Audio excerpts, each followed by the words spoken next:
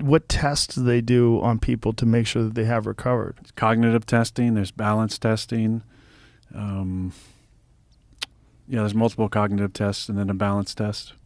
And it's all, compared to your baseline that you do at the beginning of every season.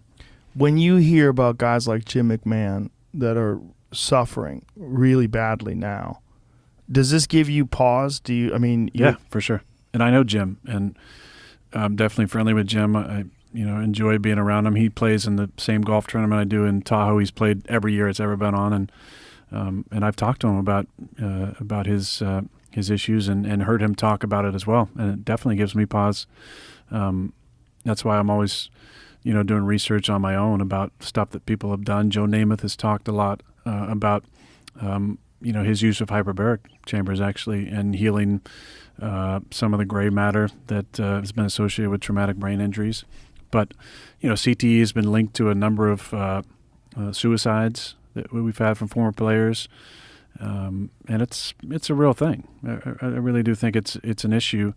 The NFL, I think, is doing a lot to combat it now, thankfully, with the standardization of the helmets that we use is way different than it used to be. I mean, there is a very high standard and testing process that goes into that. They've tried to police the helmet-to-helmet hits that we've had. There's way more protection for players that carry the ball. There's protection of all sorts for any type of helmet-to-helmet contact. You can't erase any of it, and some of it, honestly, is the draw to the sport, right? Is the violent nature of it.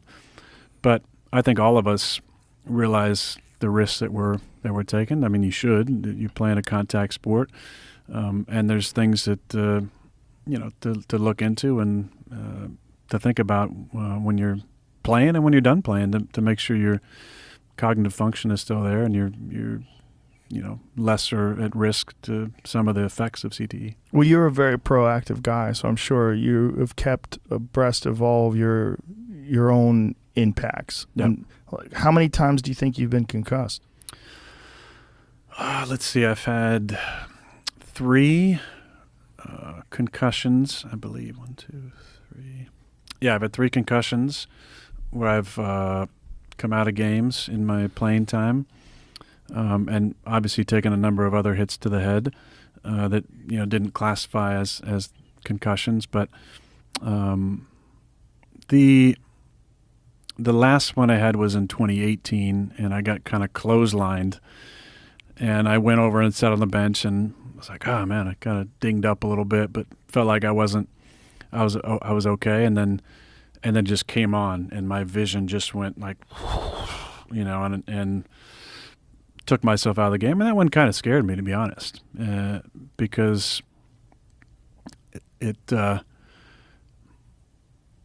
didn't feel like I was concussed. It didn't feel like it felt like kind of a normal shot almost. And then it just came on, and I, basically was losing my vision. And that's when it gets scary. So that's when I really started looking into some of the things that people were writing about and researching on traumatic brain injuries, and ended up getting a hyperbaric chamber and felt like those dives have really helped me, and then taking Alpha Brain's awesome too. Yeah, I saw this article recently about Brett Favre, where he's talking about how he's had somewhere around 1,000 concussions. That might be exaggeration. Might be. Well, he played in 350 games, so that's like 3 a game. I think he was talking about his whole life. Oh, his whole life? Yeah. Yeah, I mean... What does it say here? It said more than 1,000.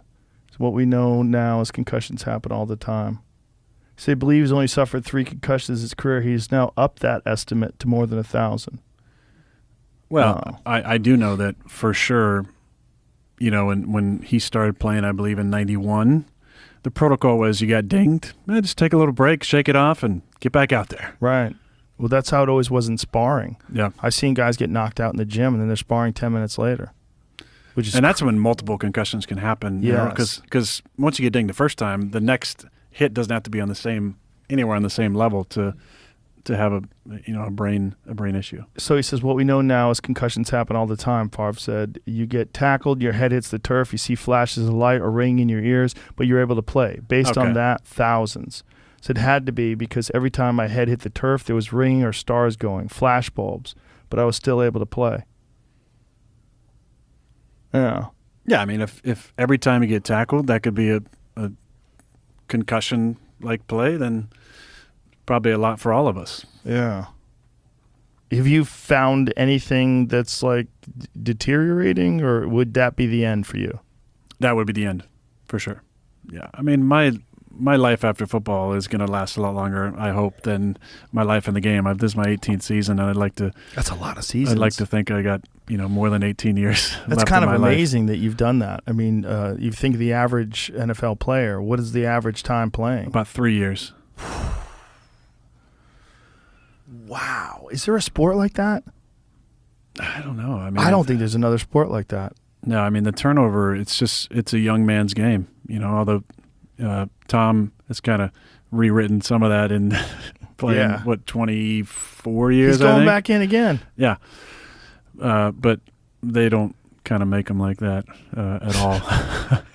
I feel fortunate to be still playing at 18 years, but you learn how to take care of your body and avoid. I mean, Tom has avoided, I think, big shots most of his career. He had one knee injury, and other than that, he's been fairly healthy most of his career and not really had any concussive issues. And I've been able to stay relatively healthy as well in my career. But yeah, it's a young man's game, and that's the fun part is the battle against time and the battle against age and the battle against the young guys trying to take your spot.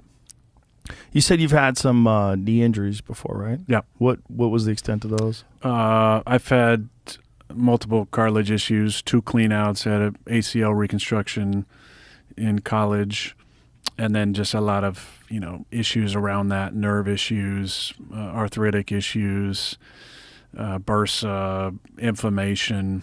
And then in 2015, after that season, I got cleaned up, and I said, it's time to get serious about my diet. And I cut out a lot of shit from my diet, hurtful to many Wisconsinites, but I really cut out dairy. And You probably shouldn't say that out loud. I've said it before. Did they get upset? They did, yeah. They Really? said I was, anti-Midwesterner. But when I did that, and I really limited gluten as well, I haven't had knee issues since January 2016. Really? So you think And that was since 1999, to 17 years of knee issues, cleanup, and a change in diet, and nothing the last 6 years. As far as inflammation goes, I had a fracture in my knee in 2018, but nothing inflammation related. That's incredible. Yeah. That's really amazing that that diet had that much of an impact, especially when you consider the amount of abuse that your knees would take playing football. Yeah, it's been a total game changer for me. But diet has a big effect on more than just inflammation in your knees. Yeah, it really does. Yeah. Personality. Yeah. Yeah, it has a big effect on your immune system, a big effect on just overall pain and the way you feel. Yep. It's kind of amazing how bad most food is for you. Most of it's not real. It's not real. It's not good for you. Filled with preservatives and genetically modified to stay on the shelf longer. Fake meat. Oh, that stuff. That stuff's hilarious. Especially the vegetable fake meat. They keep trying to sell that shit. Nobody wants it. Ugh. The stock has crumbled because everybody was like, Beyond Meat, this is our way out of this.